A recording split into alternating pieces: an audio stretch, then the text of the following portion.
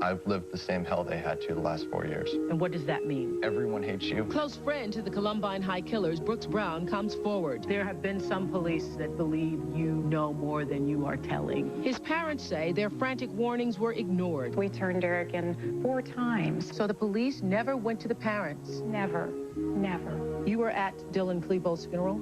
Yes. You were. What was that like? The Brown family of Colorado, a very personal hour.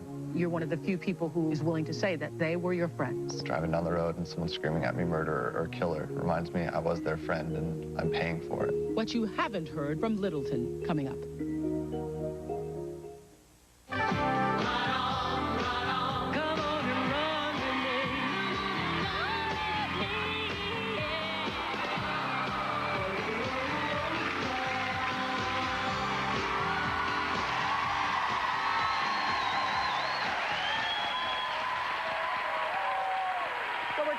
Today could save your child's life.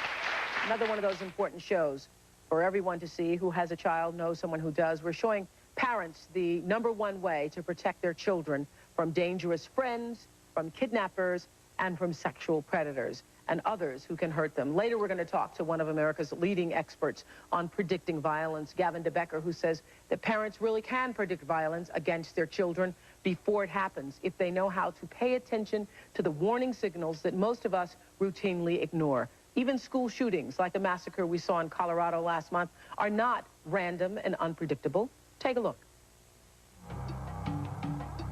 The school massacres that have become a familiar American tragedy over the last 18 months have some eerie similarities. All of the young schoolyard killers felt like outsiders and were teased and rejected by classmates. When 16-year-old Luke Woodham went on a shooting spree at his school in Pearl, Mississippi, he killed 2 students, including the girlfriend who had rejected him. At Columbine High, the so-called trenchcoat mafia united school outsiders like Dylan Klebold and Eric Harris. No one paid serious attention to them until they killed 13 in cold blood. Most of the group were considered outcasts. We all hung out together, dressed the same way, and everybody pretty much avoided us. Another common link between these young murderers was their fascination with violence and weapons. 15-year-old Kip Kingle, who murdered his parents and 2 students in Springfield, Oregon, gave a speech in class about how to build pipe bombs. He was also noted in the yearbook as most likely to start World War III. We're going to take 3. The day before he went on his deadly rampage, he was arrested for having a gun in his locker. Violent movies, music, video games were an obsession for all of these young murderers. For these shooters, the signs were clear that they wanted to make their fantasy of revenge on the world a bloody reality. Eric Harris put it in writing for the world to see on his website. This is what he said: "I can't wait to kill you people. I'll just go to some big city and blow up and shoot everything I can, feeling no remorse, no sense of shame." Eric Harris went on to write, "I don't care if I live or die in the shootout. I want to kill as many of you, expletives, as I can, especially a few people like Brooks Brown." This is Brooks Brown. He joins us today with his family. Parents Judy and Randy Brown and his brother Aaron also join us. The Browns say that Eric Harris's threat to kill their son, Brooks, who is here, was just one of the many frightening warning signals that they got from Eric last year. They predicted that Eric would be violent, but they didn't see any signs that Brooks's childhood friend Dylan Klebold could go on this kind of murderous rampage. Take a look. Brooks Brown and Dylan Klebold were the best of friends. In fact, Brooks remembers as a boy drawing this picture. The caption says, "What scares me most is if Dylan does boast that he isn't my friend." And we were incredibly good little friends. It's nice to think someone you grew up with that closely, before they even turn 18, could do this. He was so gentle. He was quiet. He wasn't violent. He never talked back. He was just a nice kid. He was really unsure about himself a lot of the time, but if he was comfortable around you, he was a cool guy. Dylan dropped by our house and I opened the door, surprised to see him because I hadn't seen him for a while. And he had on his black coat and he was looking down and I just said, "Dylan, you know, you look at you, you know, he's this man now, he's 6'2", and I hugged him and he just looked down, he's the same sweet Dylan." The Columbine High School yearbook came out last week, and there, smiling among the pages of high school seniors, Dylan Klebold. Flip a few pages, and there's Eric Harris, showing no sign of the time bomb ticking inside. Eric was brilliant. I'd been friends with Eric for like 2 years, you know, off and on, really good friends. We went to football games and soccer games together, and like hung out at his house after school sometimes. This kid was a mad kid. I'd see him go through the school and push the door so hard when he went through it. It would just, I mean, these doors are heavy. It would just swing open and he'd walk real tough out. This kid had a demeanor about him that was frightening. I talked to Eric's mom after Eric threw an ice chunk into my son's windshield. I told her what happened, and she cried. Brooks says in the halls of Columbine High, Eric and Dylan were among the targets of brutal high school taunting by a few of the popular students. Eric and Dylan were like tormented constantly. They were shoved into lockers, spit on, bottles thrown at them. A lot of torment, a lot of hate felt towards them. Last March, Judy was shaken by news coverage of the bloody school shooting in Jonesboro, Arkansas, and she thought then of Eric. And I remember saying, he's going to do the same thing that just happened at another school. He's going to shoot kids. I know he's going to do it. Then the Browns discovered Eric Harris's internet website, where he described building pipe bombs and expressed his anger and hate.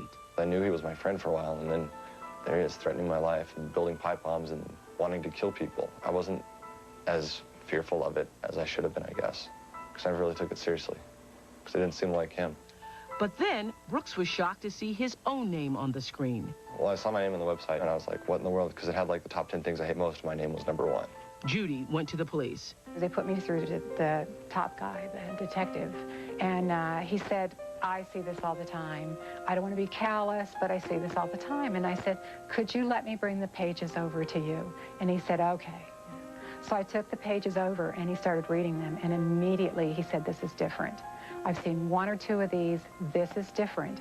He called in the bond specialists. They knew these kids were in school. Why didn't they go to the schools? Why didn't they tell them the depth of this? This is Dylan Klebold, little sound guy we used to have. These are among the last video images of Dylan Klebold, the same student, witnesses said, who laughed as he gunned down his classmates. For 3 years now, I've been doing this. I think I know what I've... Brooks still can't believe his boyhood friend has done this. And I know that the Klebolds, if they had known anything about any of this, if they had known about Eric's webpage, if they'd known about any of this, they would have been all over it. They didn't know. So the Harrises did not know about the webpage, nor did the Klebolds know about the webpage. This is true. But you did. We did. Why didn't you tell them? Because every time we went to the police and we told on him, he got more violent toward my child, and the threats were more violent.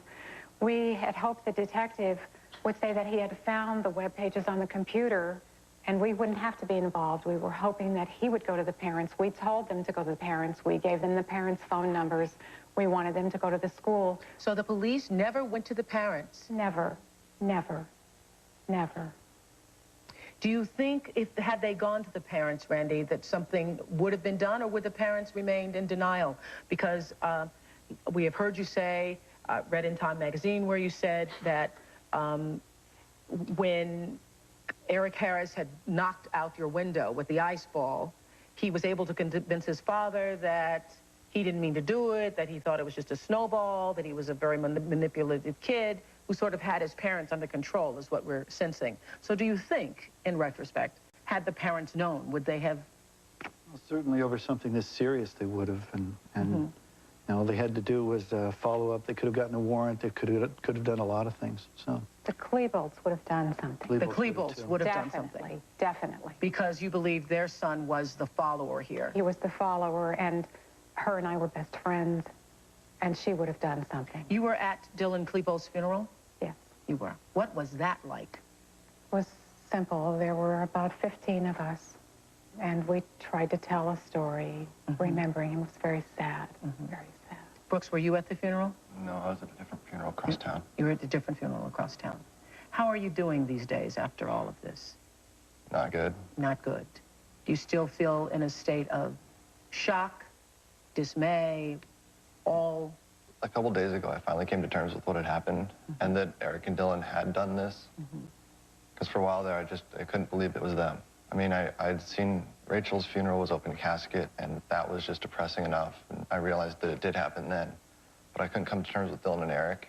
And just a couple days ago, I finally did, and it's like, I just can't believe it. It just doesn't make sense. It doesn't make sense to you. Because you're quoted in Time magazine as saying, you hate what they did, but these are your friends. They were your friends. And that you're one of the few people who is willing to say that they were your friends. Yeah. Yeah.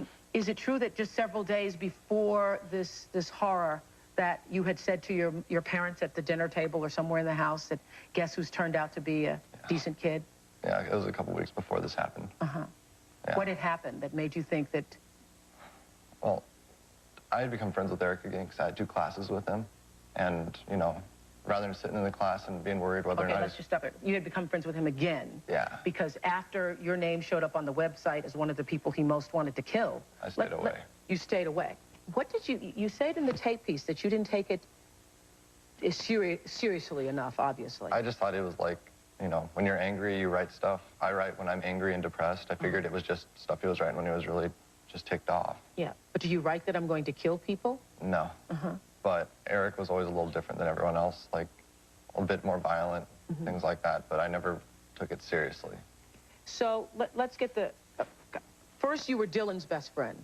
Yeah. In what grades? First grade. In first grade. You were Dylan's best friend for a long time, and then Dylan became best friends with Eric. Yeah. And that sort of pushed you out. Yeah, in a sense, yeah. In a sense, it did. And so then you tried to be friends or were friends with both of them? I was like in school friends, like someone you like walk to class with or talk to in class. You know, ditch together, go out to lunch together, just do stuff together. When was the last time you saw them? That together would be Monday, right after 4th hour. We all went out to lunch together. Or we were supposed to. They went and did something, and me and my friend went to McDonald's, and they met us there, and we drove back together. No indication whatsoever that this was brewing? No, nothing. Even in retrospect, like, in retrospect, I figured I'd be able to see something, but I can't figure out a single thing. Okay, coming up, what gunman Eric Harris said to Brooks Brown moments before he started shooting his classmates, and why the sheriff at one point called Brooks a possible suspect. More with the Browns when we come back.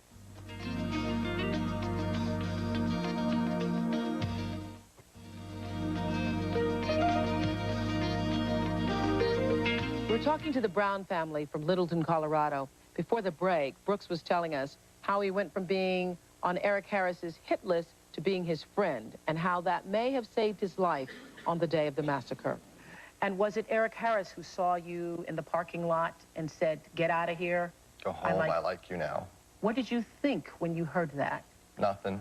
I mean, I was going outside to have a cigarette, and so I just kept walking to have it. Did you go home? First, I heard the first couple of gunshots and went to this lady's house. I don't even remember. I remember who it was, but I don't remember how I got there. I, like, blanked out after I heard the shotgun go off. And when you heard the shotgun, I read in one of the news magazines that you saw him in the parking lot. He was pulling some kind of duffel bag or something from a car. Yeah. That's when he saw you and said, you get out of here, I like you. You were smoking a cigarette, and you... Just kept having it. Walked off school grounds so I wouldn't get in trouble, you know, where we always went to smoke. Then you heard the gunshots. Did you know? Did you suspect? The first thing that came to my mind was Eric was doing it. It's the first thing that hit my mind. Your brother Aaron was in the school at the time, and you knew your brother Aaron was in the school. Yeah, he was in the cafeteria. In the cafeteria. Yeah. Tell us about that, Aaron. We were all sitting down at the table, and was eating lunch like usual. Everything was normal, and then some people were standing up looking out the window, you know, by the side door where everybody ran out. And there were 2 kids on the ground, and one kid standing up, and dirt clods like flew up in his face, and he slowly collapsed. And there was no blood or anything, so we just figured a fight, you know, and a lot of more people standing. Say that again, I didn't hear that. There was no blood on them, so we couldn't tell if they'd been shot or not. You know, no one knew what was going on. We thought it was a fight or something. And so then a teacher comes down and he yells, get down. And everybody pretty much gets down without a second thought, because no one knows what's going on. Then you hear a gunshot or 2, and everybody starts crawling. You know, everybody's like, "What's going on?" You know, I was laughing with my friend, kind of like, "What's going on?" You know, just nobody knew at the time. And then more series of gunshots, and we started crawling, and then we stopped again. We all just waited. And then at the next series of gunshots, everybody got up and pretty much ran. Did you actually you saw them firing the guns or not? I didn't see any guns. I didn't see anybody with guns. I just followed everyone else pretty much. You know, before I even realized what was going on, I was pretty much ran through the auditorium, ran through the front door, and the front door was already shot out. And so the glass fell on a kid, and I got out of there. I didn't, you know, see that much, but... Police, there have been some police who have said that they believe that you know more than you are telling. There hasn't been police. There's been Sheriff Stone. Okay. Just him. I mean, he's not... I'm real unhappy with stuff he's been saying. And what is your response to that when you hear that your son may know more than he is telling? We were shocked because we were the ones that gave the police information. Brooks is the one that helped us get the information to the police. We turned Eric in 4 times, and now... You turned Eric in 4 times? Different little things. And we actually went down to the sheriff's office and drove and took this information the first time they lost it. And I called them back and said, I have more to add. They couldn't find the file. And we went all the way down there. We sat there an hour. He was serious about this. The detective saw that it was different. And so you thought the detective was then going to act on it? Because he said, I'll call you and let you know what direction we're going to take. We definitely didn't want it dropped. We definitely did not want this dropped. And nothing happened? I called him up until July, all the time begging him to call me back because I saw Eric buying a magazine on rifles. So I knew now he was into guns. I left a message. You saw Eric buying a magazine on rifles? And he hadn't talked about guns on the website. So I called the police and I said, this kid is active. You have to call me back. I would never get a return call. I could never get past the voicemail. The deputies would come and circle our house. We would check for pipe bombs every day under our cars. Because he did talk about pipe bombs on the website. He was going to get our house. He said he was. So I was surprised because he said that on the website? Yes. We were the ones that turned him in, and now Sheriff Stone, instead of saying he was a witness, said he's a potential suspect for our community to hear. So now the kids in school wonder. They don't all know. There are 1,950 kids. They don't all know Brooks. So that's all he had to do was plant that little seed. And so, Brooks, have they asked you to stay at home and be homeschooled or ask you to... They said it would be better for me not to go back. Not to go back to school. What were Eric and Dylan feeling at school on a daily basis? We'll talk to Brooks about that when we come back. Screwing around on the headset.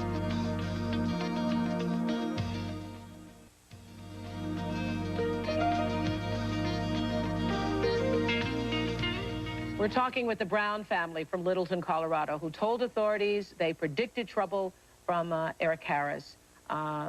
Brooks Brown was friends with Dylan Klebold and with Eric Harris. And you were just telling me that you found out just recently about Eric Harris holding another friend's younger brother at gunpoint. Yeah, July 4th last year, and they reported it to the cops. And they reported it to the police? I found out like 2 days ago. I was talking to my friend, and she told me about her younger brother, and I was just like, what, another thing? That's like everything we turned in was like this huge red flag. But you thought they turned around, did you not, though, Brooks? You thought, you'd said to your family a couple weeks before that there'd been a change and that maybe he'd matured? When Eric and I were friends in like our freshman and sophomore year, he had like really violent overtones, but he wasn't really a violent person, it seemed. And in like the last I don't know what that means, Brooks, when he has violent overtones, but he's not really violent. He would like quote violent movies. He would love violent movies, video games and stuff, like, but he wasn't violent himself. He would never like hit anyone. He wouldn't like do anything physical to anyone. So in the last semester, he even lost the violent overtones. He stopped talking about that kind of stuff. I mean, occasionally he would like talk about guns and stuff, but he wasn't nearly as bad as he was his freshman and sophomore year. So was it during the freshman and sophomore year that you found or discovered the website? My junior year. Junior year? Yeah. That you discovered the website? Yes. Yes. Okay. How were they treated at school? There have been conflicting reports. School authorities tend to say, from what we've read, that it's all blown out of proportion, the fact that they were ostracized. Nothing is blown out of proportion. I've lived the same hell they had to the last 4 years. And what does that mean? Everyone hates you. You aren't allowed to change from the beginning of when you go into high school till the time you leave it. You are the same exact person based on what kind of clothes you wear, who your friends are.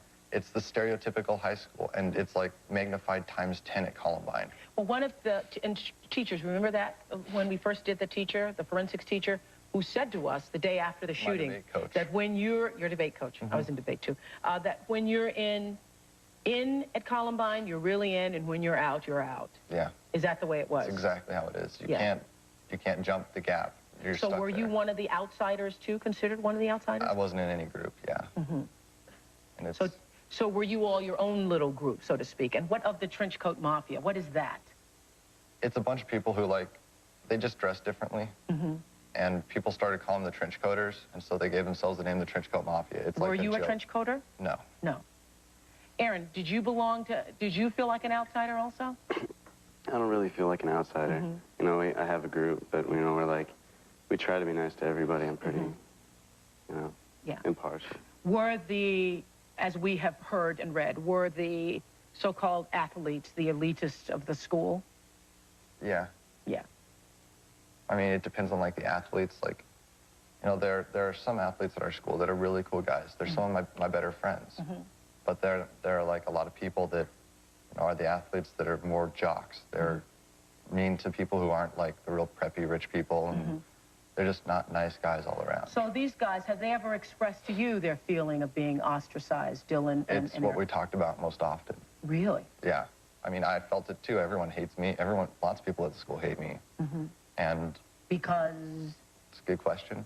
Most of them don't know me. I mean, if you know me and you hate me, that's a whole different story. You could have lots of reasons. Yeah. But half of the school doesn't even know who I am. Maybe they've seen me in a play, and they hate me. And it's like, why? It's the same thing it was, because no one knew Dylan and Eric. Were they called, you know, bad names? Were they called faggots? Were they the people throw They bottles were called at them? lots of things that I know. I mean, I watch the show occasionally, and I know you'd never say anything near that. It Yeah, I was just said a bad word. Yeah. Yeah, so they were called bad Everything, names, everything. Yeah. By certain other groups. Yeah. And so what we've heard could be possibly true, that in the end, when they were shooting, people said, this is for the way we've been treated. Yeah. Yeah. It was for revenge. You're quoted in Time magazine in the May 10th edition, Brooks, is saying, what they did wasn't about anger or hate. It was about them living in the moment, like they were inside a video game. As long as they were rolling with the plan, the slaughter didn't seem real to them. Do you still believe that? Yeah. That is so far removed from the way most of us think. Because if it wasn't about anger or hate, what was the point? The immediate rush that they got from killing people that had made fun of them. Even though the most depressing thing is they didn't even get those. They got people like Rachel and Dan. And Dylan loved Rachel. yeah, Dylan thought Rachel was awesome. It doesn't make any sense. Makes no sense. They were just stuck in the moment, getting the high off it, the adrenaline rush. Because that is on one of the websites, I think, where he talked about the adrenaline rush Yes. of the bombing. Feel and no remorse. feeling no remorse. Right. Feeling no remorse. So do you feel, because we're going to be talking later on about parents' intuition, you said it in that tape, you said it to me during the commercial break, Yes. that this could have been prevented? Yes, definitely. The police had the information. They could have searched his house. This would have been prevented. I think this would have been prevented. Would have. If they'd searched his They home? had searched his home. I told them, I said, you know what? This website is your insight into this kid. Maybe don't take it down. Follow the website. This kid wasn't smart in that way. He put everything on his website. He told what he was going to do. He told about going into our neighborhood and letting the pipe bombs go. Do you regret now, Randy, not telling his parents, not telling the Klebolds? Well, I don't know. I certainly do. I mean, I feel guilty about a lot of things we could have done. But at the time, if we told the Klebolds or if we told the Harrises, we really felt that they would have killed Brooks, and we couldn't do that. That's why we went to the police. Went to the police a number of different times. So. You feel that your son would have been killed? We're pretty certain. Yes. Yes. He He's the was only one violent. named the whole time. I saw the violence. Brooks didn't see it whenever I was around him. I mean, he was mad at me. He came after me once. Yes. Red-faced, a temper. Really? Oh, I'm telling you. And that time he'd broken your windshield, and did you say to him, your father might believe you, but I see yes, who you are? He came to my house. His father made him apologize. He apologized. I let him apologize. It was really phony. I could see through it, and I told him, said, you're pulling the wool over my eyes, or over your dad's eyes, but you're not going to pull it over my eyes. He said, are you calling me a liar? I said, I certainly am. Don't you come near my son again or down the street. I'll call the police again. He got red-faced. He was mad, angry. But he had confronted me in the car once, grabbing onto my car. I had seen this kid's temper. It was fast. It was quick. I can't believe no one else saw this temper. What do the Klebolds say? Because could you tell them I'd like to talk to them? at some will. point. Really, I really will. do just want to know. They're wonderful, and that's what's so hard is I talk to her daily. You talk to Sue Klebold daily? Yes. And how is she doing? It's hard because she said, I have to mourn the loss of my child. She said, I have to he's dead. I'll never see him again, let alone everything else. She can't mourn him yet. She can't believe he's gone. The parents I can imagine. Brooks can't believe that it happened, and he's just a friend. So. We still can't believe it was Dylan, even though we've heard the stories in detail from the kids. We know he did it. We know he took part willingly. But we don't. We can't believe it's him. I heard that Sue Klebold had said to her hairdresser that this monster is not the son that I knew. He was So you think she had no clue? She had no clue. I know she had no clue. This kid was not violent. This kid was quiet. He was bashful. And his father thought that they were best friends. They were best friends. He said, Dylan is my best friend in the world. I miss him. Have you had a chance to mourn those friends, Dylan and Eric? Do you feel a sense of grief and mourning for their death? I've been feeling it constantly. Because it's like, I knew altogether 5 of the people that were killed, counting Dylan and Eric. And 2 of them were on the forensics and debate team, and we're a really close-knit family, and I'm still dealing with theirs. But every day, like, you know, driving down the road and someone screaming at me murder or killer reminds me I was their friend and I'm paying for it. So that's what your life is like now in Littleton. And we've heard nothing but, you know, great things about all the kids, but particularly Rachel Scott. And you were saying that Dylan really cared for Rachel Scott. Everyone did. Everybody cared for Rachel Scott. She was the one whose little red car was all covered with flowers. And her parents were here recently. At the time, do you think that they just went into some kind of frenzy? Because at first we heard they were after the jocks and they were after black kids and after, you know, they shot Isaiah because he was black. But it seems that they just were shooting They didn't shoot him anybody. because he was black. They didn't shoot anyone because of who they were. I don't honestly think Eric lost his head. Eric wasn't the kind of person who would, but Dylan, I really think just completely just didn't realize what was going on in any way. That's the only way I can come to terms with it, because Eric, no matter how angry he got, because he got angry sometimes, I mean, everyone does, but the way he got angry was just in control. And it was, you know, that was the scary side of him, I guess. Dylan, he never had a temper, and like the one time he got angry, like, since I've known him, he'd just lose it. Well, thank you for sharing this with us. I can imagine your life will never be the same. Your life will never be the same. Have you thought about moving? Well, the kid, we want to stay. We have our roots there. And it's hard because he still has to go to the high school. And all of these kids have to go in that high school. They're not going to get the high school. And I worry about the kids psychologically daily, going down the same halls, being in the cafeteria. I don't think they can psychologically handle it. It's not business as usual like the administration wants it to be. It has to be different for these kids. And what do you think psychologically for your own son? I mean, I'm thinking it's a psychological hell for you. Difficult. We'll deal with it because we still have our kids. I have to keep remembering that. We're alive, so we're here for a purpose. We'll find out what it is and make some positive things happen. That's how we'll go on. Well, thank you. Thank you so much. When we come back, an expert on predicting violence. But as I was saying to Ms. Brown during the break, I don't know what else you could have done. Do you all agree? I don't know what else you could have done. I don't know. I don't know. We're going to hear from Gavin DeBecker what that is, because everything that you felt, you knew, you felt the signals, you saw the signals, you felt them, you understood that you were dealing with somebody who was more dangerous than you know, other people thought.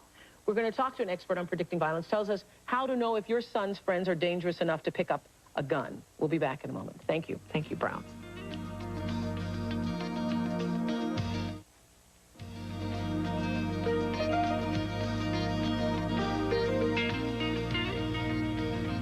We have been talking to the Brown family about the nightmare they went through at Columbine High School in Littleton, Colorado.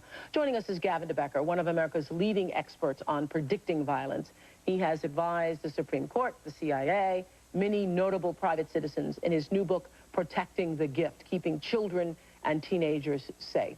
Gavin says it is never in your child's best interest to ignore your uneasy feelings, your suspicions, or intuition, because those feelings can keep your child from harm. But as you just heard us saying, they did. I don't know what else they could have done. No, I think they did everything really wonderfully. And, you know, it's in a mother on a cellular level to listen to that intuition. Unfortunately, there's also denial, and there's also the logic that comes into it where you say, well, it mustn't be the way it seems to be.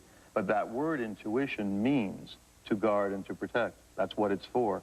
And when you get that feeling as a parent, to listen to it is fantastic. And in studying the other 14 cases of multiple shootings in schools, there isn't one family, not one family, that did what the Browns did, of taking the information seriously ahead of time, even though many other cases it was known, and taking it to law enforcement. And all this news in recent weeks about the warning signs and all the discussion of the warning signs in the news magazines, what difference would it make if you couldn't do anything with that information if the police didn't take it seriously? Correct. And why don't they? Why don't they? I think they are faced with a situation where they're not willing to believe that it can happen. It's a willingness to believe that's important. What's just interesting, though, is that, Judy, you did think it could happen in your community. I did think Oh, I'm talking about the police. Yeah, but she did. She said, Oh, yes. when she heard about Jonesboro, she said, was on the phone with a friend and said, that's going to happen here. And then I desperately called and left a voicemail for the detective to call me, and I said, are you working on the case? What happened? And he would never return my calls.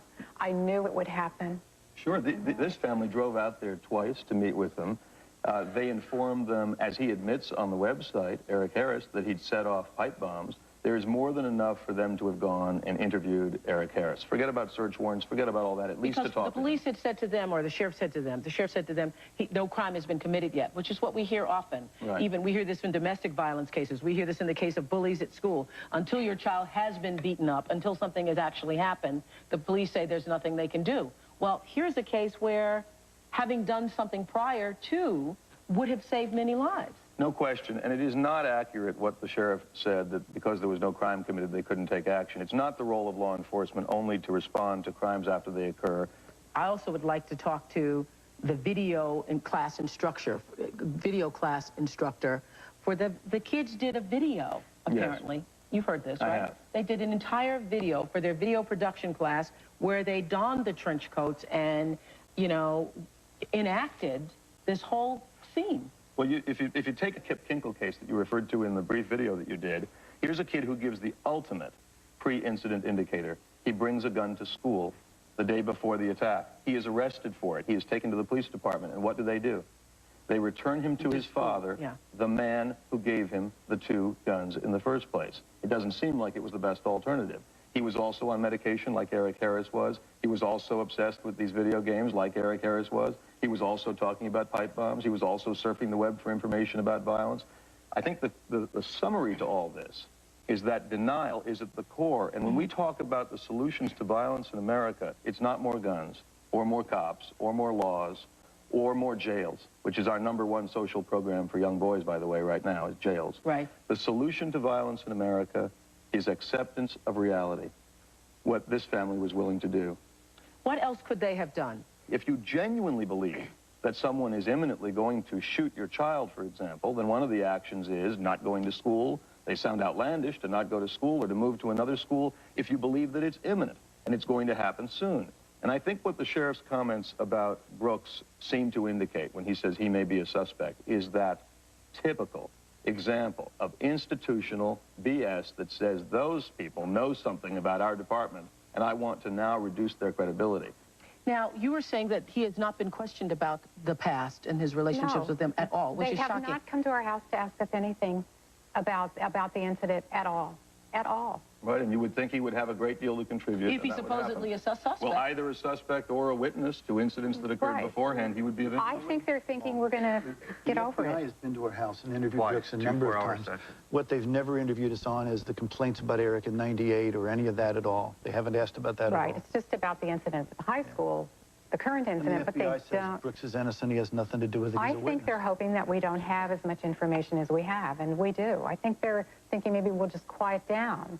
But I'm so mad, I will not quiet down. I can tell you're not going to shut up for a while. I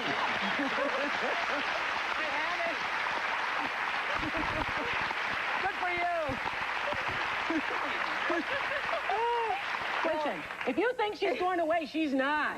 She's not. Because the detective led me to believe that he was interested in this. He kept us there an hour. He led me to believe that this was different and that he was going to work on it. So I really thought he was going to work on it. He said it was different. Coming up, I want to ask Gavin why he thinks Dylan Klebold became capable of killing. We'll talk about that when we come back.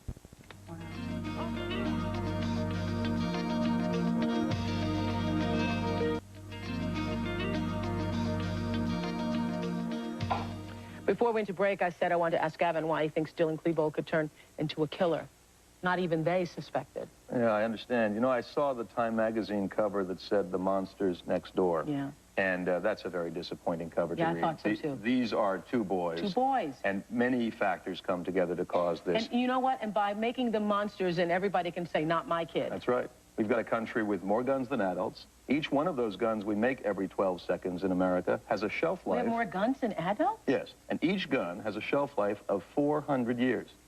So the fact that we're making 18,000 of them a day, and each one lasts for 400 years, ought to be telling that these boys have a menu of choices in their lives that even I didn't have just 20 years ago in my life, a menu of opportunities, and some of them involve violence. And you know, a teenage boy will try everything.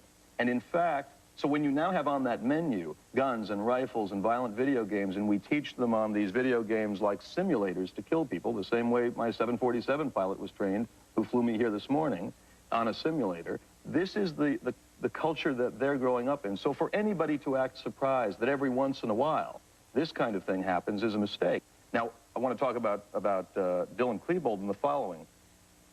Human beings in general are followers. That's in the nature of things. There are few leaders and many followers. In every group, there's one dominant male and many others that are not. In all species, that's the way that is. And it is not unheard of that teenage boys follow more dominant and more eloquent and more charismatic boys. That is how children, teenagers, are brought to every war throughout the history of mankind. That's how it works. Well, these kids have grown up with death in a way that you and I never did. They are so comfortable with shooting, with, you see these video games, brains that blow up, and movies. Look, the most promoted image in the United States of America for the last 10 weeks, and in the weeks prior to Littleton, is of Keanu Reeves standing in a black trench coat with automatic weapons around his waist. This is their world. These boys give us all the opportunity to look at ourselves. When those boys broke into the car, when Eric Harris... No, I mean the shooting. Okay. Gives us the opportunity to say, hey, what's this about? Something's clearly different here. When boys are going into high schools and doing this, we have an opportunity now, and it is a tragedy. Yeah, I noticed they were wearing the right. buttons that say, forgive, remember, and learn. And I'm thinking, if we don't learn from this, we'll see it again. Well, no question. And you wonder, when will America reach a saturation point? Because it's a tragedy for the people in Littleton, no question. It need not be a tragedy for this society if we use this to learn, to wake up and say, wait a minute, teenage boys and guns may be a bad mix. Teenage boys and constant depictions of violence may be a bad mix. All right. Thank you, Gavin. And thank you again to the Browns. Thank you all very much. It makes sense, doesn't it? Yeah. Yeah, it does. Thank you. Gavin's book about how every parent can do a better job protecting their children is called Protecting the Gift, Keeping Children and Teenagers Safe. We'll be right back.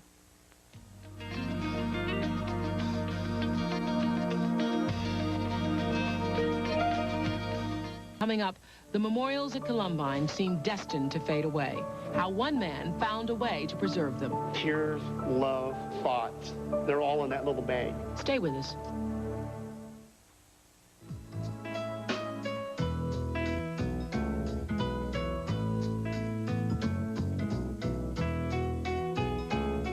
As the memorial flowers in Littleton start to fade, local firefighter Fred Turner has found his own special way to honor the spirit of lives lost at Columbine while trying to help the town recapture its own spirit and strength. Take a look. The pain never goes away. You just learn how to deal with it and cope with it, and if you have to, you know, cry every once in a while, it's okay to do that. As the days went on, we realized that the memorial would not be there forever. So we took some flowers to help people remember to have a piece of that memorial many, many years after it's gone. So loading my pickup truck full of flowers, it was like, we probably hauled 14 pickup fulls of flowers out on that site. My neighbors and friends helped me pick the petals off the flowers. We then brought them to the fire station, spread them out in our hose dryer. 14 hours later, they were dry potpourri flowers. Typical firehouse smell is smoke, wet hose, dirty bunker gear, all kind of moldy smell. And for the past week, this place smelled pretty interesting. It smells like, well, as I said, my aunt's bathroom. We got probably 60 people in 2 days to tie the flowers up into tulle, tied it off with blue and silver ribbon, and put a card on there. We are Columbine, April 20th, 1999. Because Fred is a big burly guy and was messing with flowers, a lot of the guys in the firehouse gave him a hard time. But they did see how sincere he was, and everybody rallied around him. That potpourri represented to me everybody's tears, love, thoughts, and concerns for those students at Columbine High School. And those flowers came from all over the world. All the tears, well wishes, hopes for people I'll never meet. They're all in that little bag. I hope that many years from now we'll bring back memories of the bravery and heroism of their fellow students and teachers, and also the memories of their friends that they lost that day. Thank you, Fred Turner, and thanks to the Brown family and Gavin DeBecker. On next Friday's show, we're going to be talking more with Gavin DeBecker about how you as parents can learn to protect your children and teenagers from sexual predators, kidnappers, from pedophiles, and others who can hurt them. He has really, really sound advice. That is next Friday, and I hope you'll be watching. We'll be right back.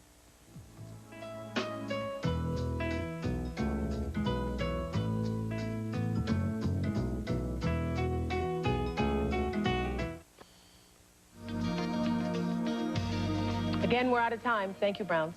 Thank you, Gavin. Bye, everybody.